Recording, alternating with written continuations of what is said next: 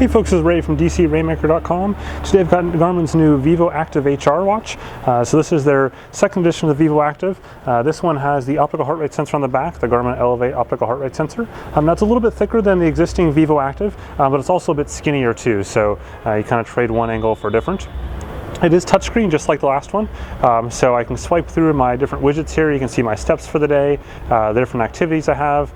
If we keep on going, intensity minutes, the last sport I did, so 10K run, and then here's my heart rate over the last 4 hours. So this is using, again, the optical heart rate sensor on the back.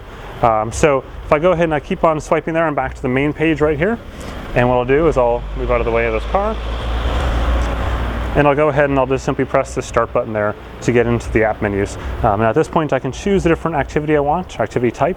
So you can see they added new activity types, for example, stand-up paddleboarding, the ski and snowboard mode, but we also have kind of the typical activities to pass, like run, bike, swim, etc.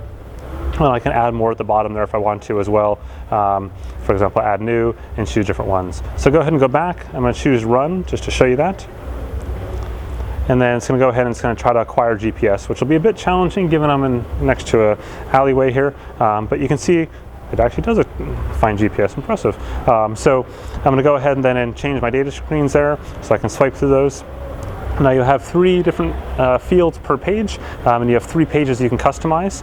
So I can go ahead into the settings by holding this button down here, and then now I'm in the settings. I can choose this, and I can change the data fields if I want to.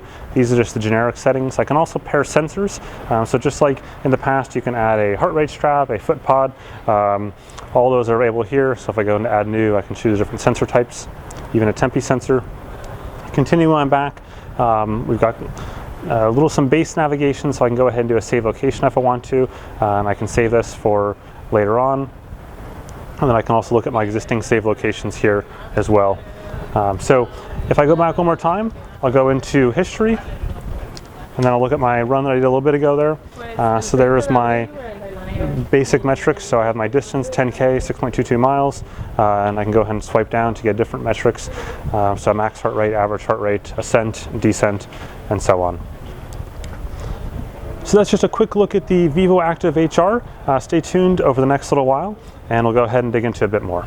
Thanks for watching.